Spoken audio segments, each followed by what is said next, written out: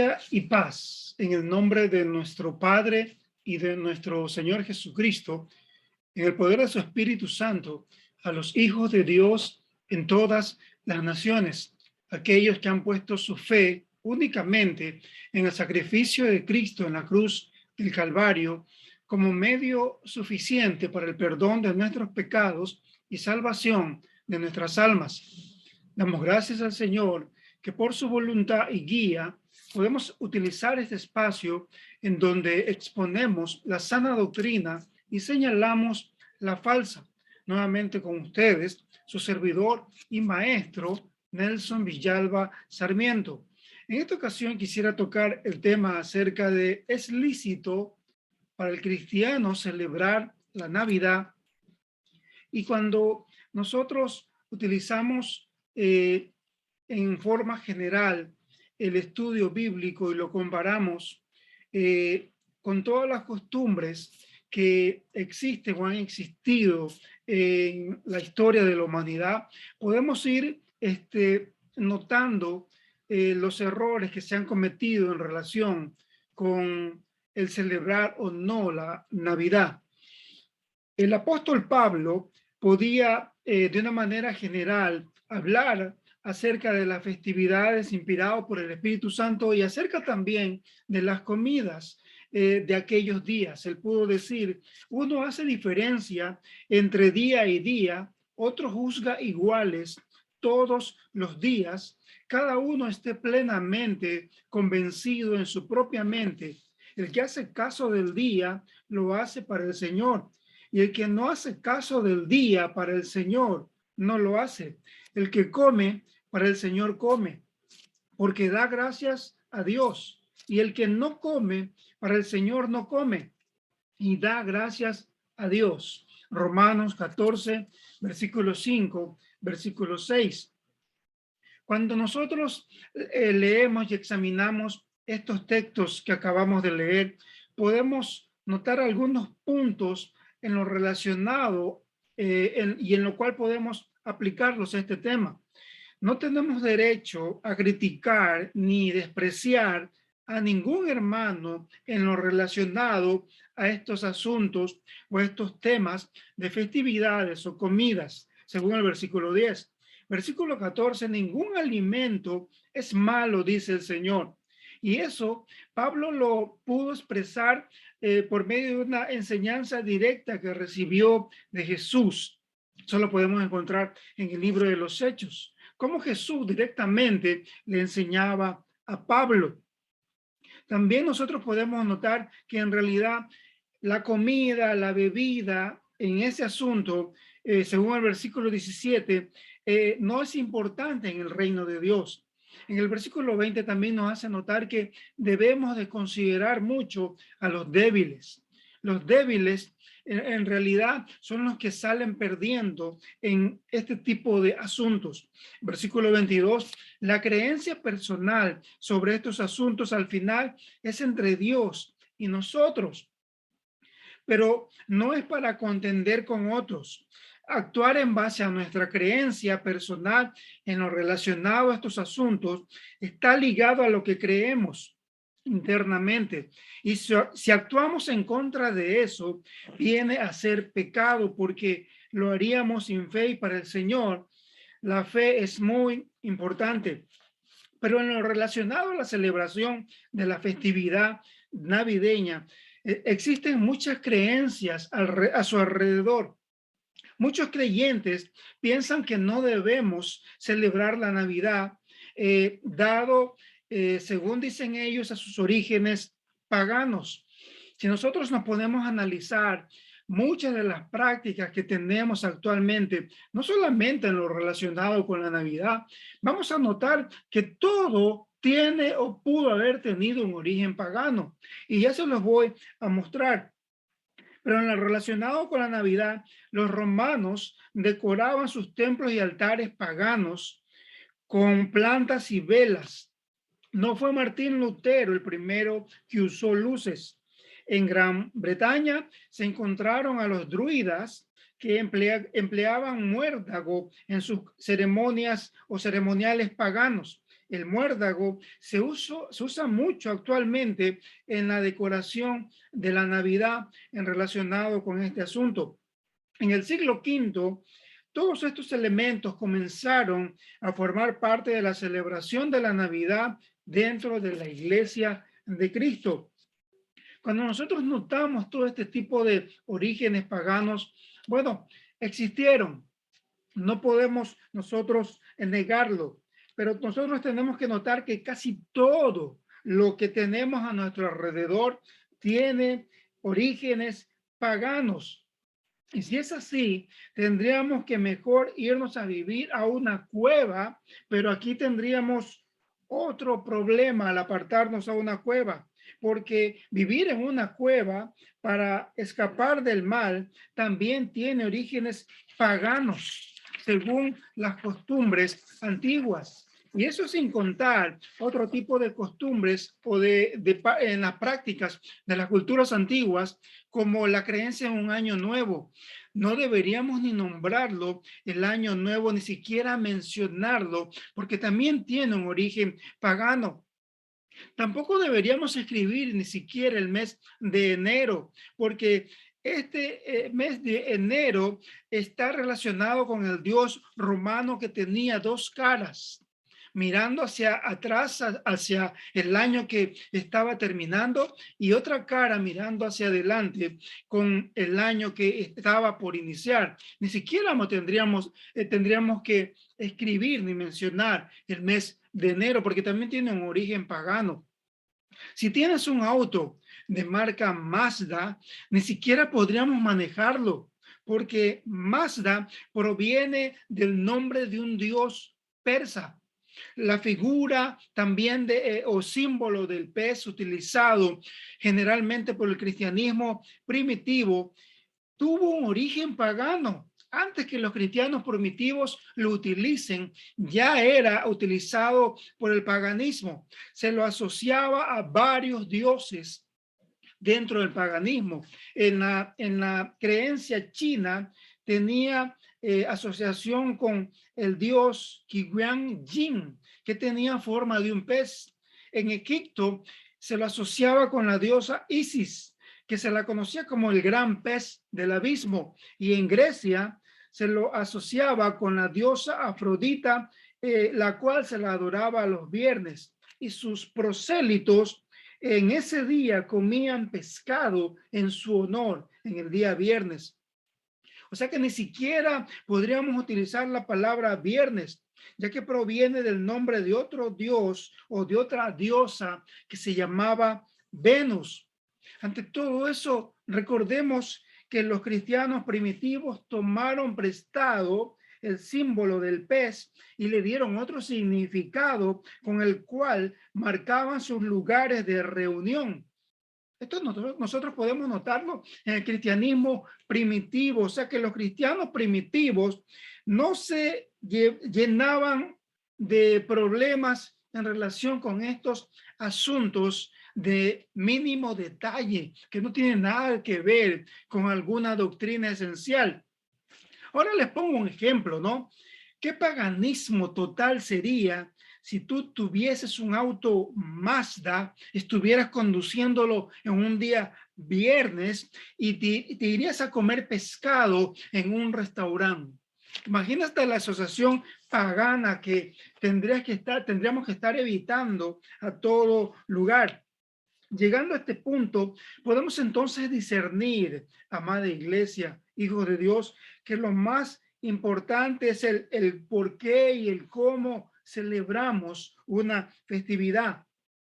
Y en esto también nosotros tenemos que aclarar el asunto en relación con doctrinas esenciales. Esta doctrina o la doctrina esencial está profundamente arraigada en las escrituras. Yo les pregunto, ¿el árbol de Navidad o esto es parte de alguna doctrina esencial en la cual si la practico o no va a correr en riesgo mi salvación? Pregunto. Usted tiene las respuestas, pero yo quiero aclarárselas. Si un testigo de Jehová habla con usted, le va a decir que la Navidad o el árbol de Navidad tiene relación con un símbolo pagano, y en realidad le van a citar Jeremías capítulo 10, versículo 2 al versículo 4, en donde se nota que para el conocedor bíblico y respetuoso del contexto de las escrituras, bastaría solamente que salte al versículo 5, en donde Jeremías aclara que habla de ídolos de madera o de leño que el hombre fabrica o talla o adorna con cuestiones de brillo, qué sé yo. Pero no está hablando Jeremías, no está pensando del árbol de Navidad, sino de un ídolo. Cuando nosotros vemos en la parte de las figuras literarias, aquí se le da el nombre de leños, pero recordemos que esta es una figura literaria llamada sinécdoque, donde al producto terminado se le da el mismo nombre del material que utilizaron, en este caso el leño o la madera. Pero está hablando de idolatría, no está hablando de árbol de Navidad. Jeremías no tenía en mente ni siquiera el árbol de Navidad. Realmente el árbol de Navidad evolucionó de dos tradiciones cristianas que se iniciaron en Alemania con el cristianismo alemán en el siglo XV, XVI, 2000 años después de Jeremías aproximadamente. Y estas dos tradiciones, una es el árbol del paraíso colgado con manzanas, es lo que se simbolizaba, trataba de simbolizar, porque nosotros sabemos que no se le da el nombre del fruto, pero las manzanas venían a ser como un recordatorio del árbol de la vida en el jardín del Edén, donde representaban tanto el pecado y las tentaciones que el hombre recibió, y también la estantería triangular que contenía figuritas y también decoradas por una estrella. Estos representaban o simbolizaban a la estrella de Belén. O las velas también comenzaron a simbolizar a Jesús como la luz del mundo. Entonces, en esa ocasión, el cristianismo comenzó a darle totalmente otro significado, así como los cristianos primitivos le dieron otro significado al símbolo del pez, que era un símbolo pagano. Entonces, el árbol de Navidad comenzó como un símbolo legítimamente y distintivamente cristiano, y todavía puede ser utilizado. ¿Qué culpa tiene el árbol de Navidad? Esta dentro de la lógica, esto dentro de la lógica se le llama falacia de culpabilidad. O sea que el decir que fue utilizado un árbol de Navidad para una práctica pagana, ya se le da culpabilidad, y pobre árbol, no se lo puede utilizar para nada. Pero Dios lo utiliza, hermanos. Dios lo utiliza y lo seguirá utilizando porque es una creación totalmente de Él. Ahora, la Navidad es un tiempo de exaltar a Cristo. La verdadera historia es muy cruel, muy solitaria, llena de agobio. Se inicia con mucho misterio y termina con asesinato. Dice la palabra que Jesús nació en Belén de Judea cuando gobernaba el rey Herodes. Después de su nacimiento, llegaron a Jerusalén unos sabios del oriente y preguntaron: ¿dónde está el rey de los judíos? Recién nacido, pues vimos su estrella cuando salió y venimos a adorarle. Cuando el rey Herodes oyó esto, se preocupó. Mateo capítulo 2, versículos 1 al versículo 3. También toda la gente de Jerusalén se turbaron, se preocuparon. Imagínense, este mensaje se le dio a Herodes el Grande. Esto le llegó a su orgullo, a este rey muy orgulloso, ya que por ese orgullo de ser rey, imagínense, él había dado muerte a muchos que trataban de opacar su reinado. Asesinó a su esposa Miriam y a su hermano Aristóbulo. quien fue un sumo sacerdote judío.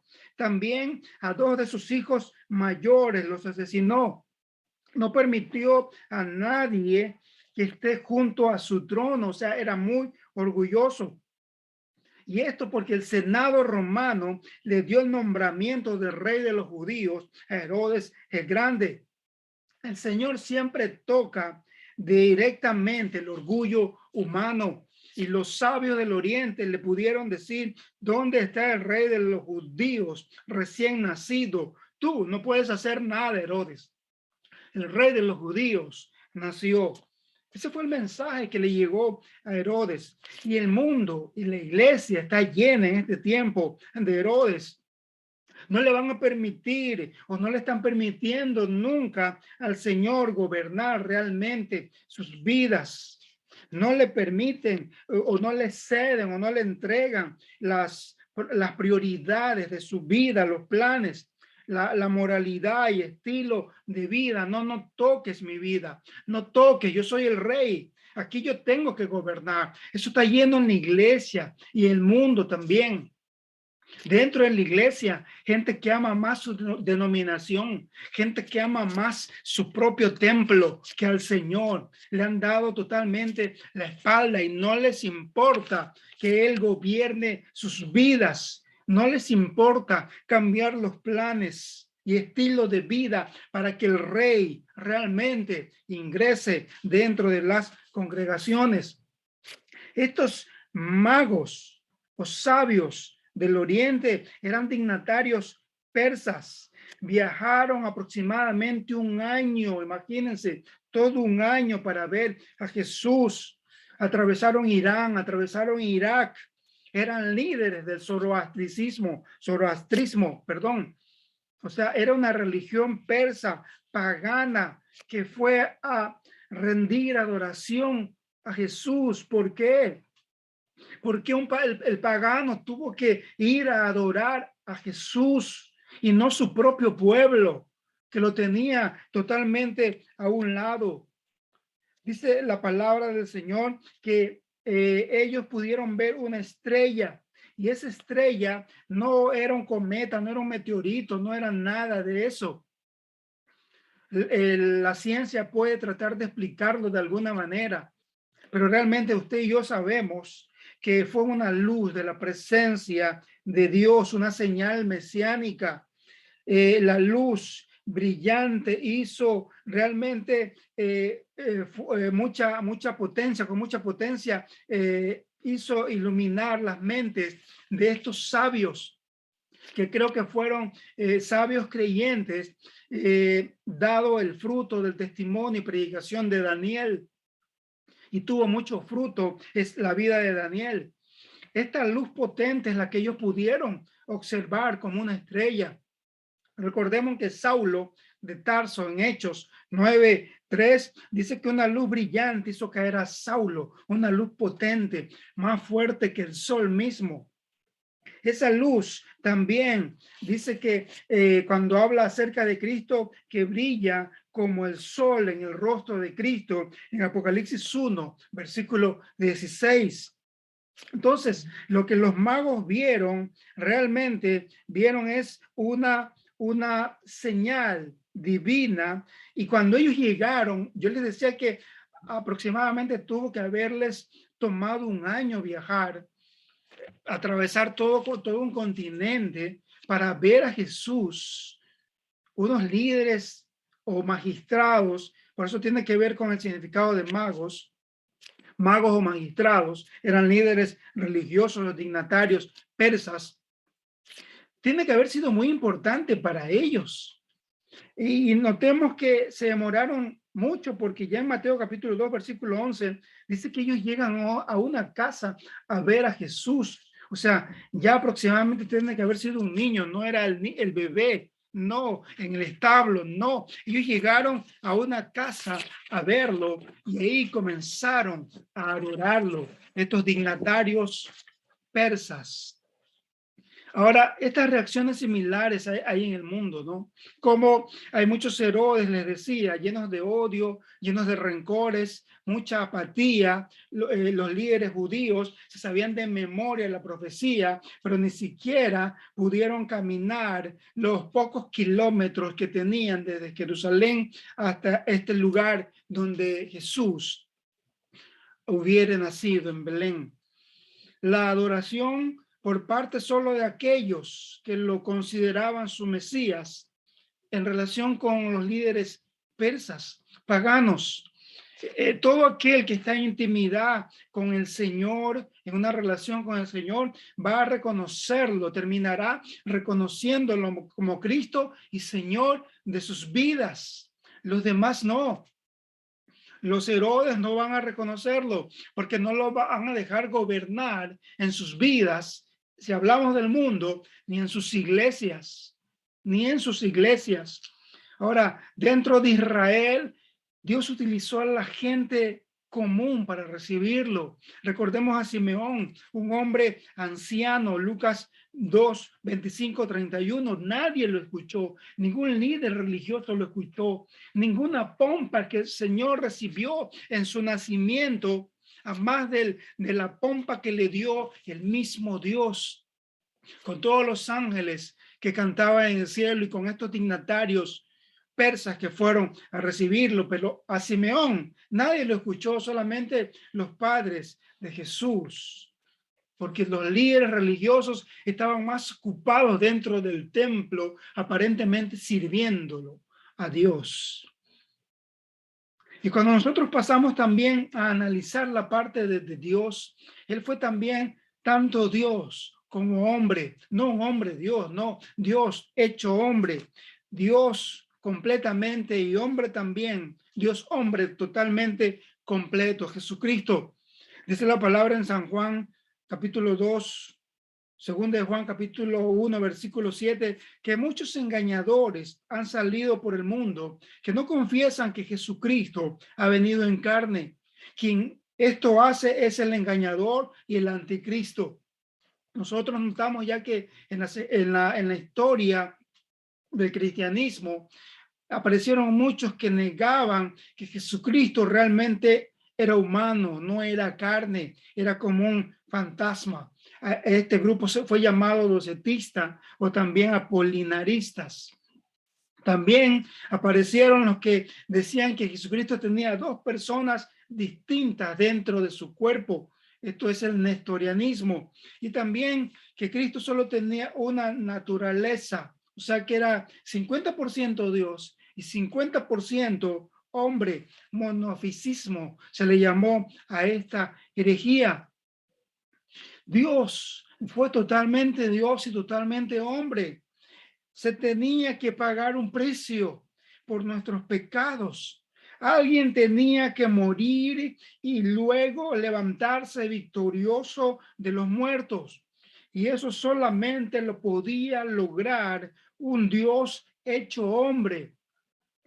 Solamente un Dios hecho hombre podía cargar con la paga del pecado del mundo entero. Primera de Juan capítulo 2, versículo 2 dice que Jesucristo es la propiciación por nuestros pecados, y no solamente por los nuestros, sino también por los de todo el mundo. Por la fe, tú puedes apropiarte de esa salvación y de este perdón de pecados, y reconociendo a Cristo como tu Señor y Salvador. Lo mismo dice Hebreos capítulo 2, versículo 17. O sea que las Escrituras afirman sin lugar a dudas que Él fue Dios hecho hombre y pudo así entonces realmente redimir a la raza humana. Si no, no hubiera tenido ningún beneficio que un hombre común como nosotros hubiera muerto en la cruz del Calvario. No, ningún beneficio, ningún poder. Pero Jesús, o Dios hecho hombre, en Jesucristo sí lo tuvo. En Jesucristo entonces es tanto Dios y también hombre. Él totalmente es el único que pudo morir, que puede rescatar, que puede perdonar y que un día va a regresar. Te extiendo la invitación para que confíes plenamente en lo que dicen las Escrituras y te alejes totalmente de todo tipo de creencia, de todo tipo de práctica que no esté avalada por las Escrituras, y recibas en tu vida al Salvador Jesucristo, al único que puede salvarte y al único que representa el mensaje real de la Navidad. Y eso es lo que celebramos y eso es lo que nos esforzamos en realizar o en celebrar cuando ponemos luces o elevamos un árbol de Navidad. Que el Señor te bendiga y que el Señor te guarde.